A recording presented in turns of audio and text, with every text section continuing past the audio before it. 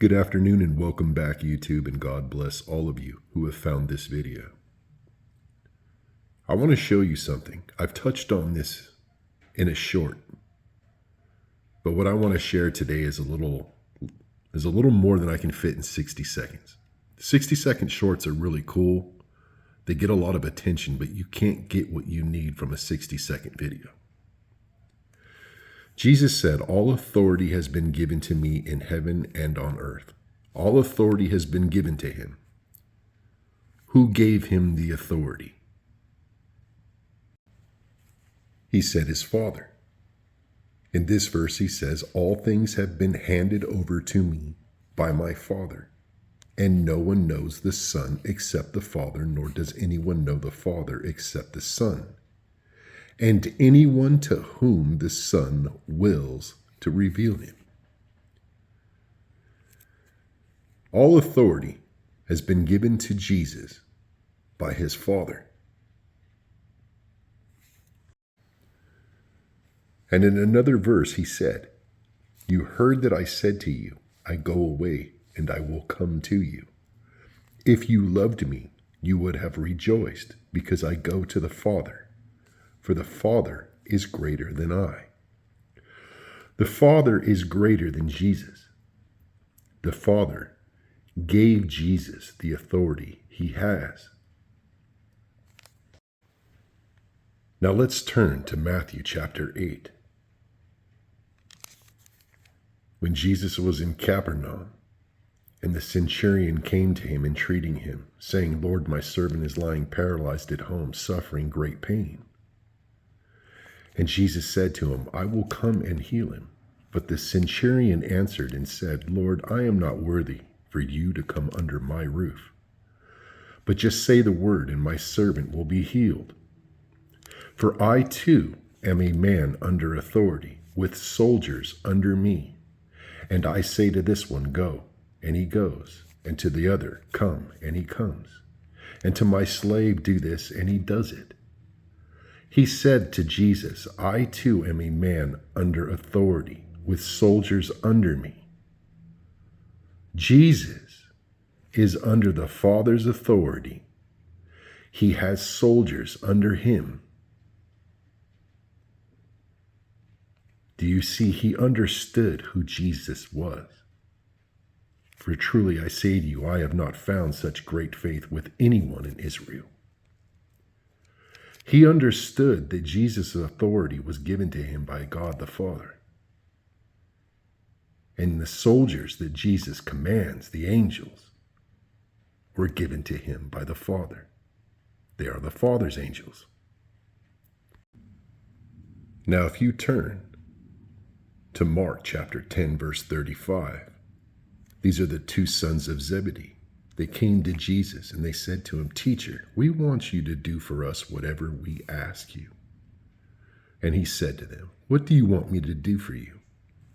And they said to him, "Grant that we sit in your glory, one on your right and one on your left." But Jesus said to him, "You do not know what you are asking for. Are you able to drink the cup that I drink, or to be baptized with the baptism with which I am baptized?" And they said to him, "We are able." Jesus said, "The cup that I drink you shall drink, and you shall be baptized with the baptism with which I am baptized. But to sit on my right or on my left is not mine to give, but it is for those whom it has been prepared." He said, it is not for him to give. To sit on my right and on my left is not mine to give. Now it says, when the Son of Man comes in his glory, and all the angels with him, then he will sit on his glorious throne, and all the nations will be gathered before him, and he will separate them from one another, as the shepherd separates the sheep from the goats. And he will put the sheep on his right and the goats on his left.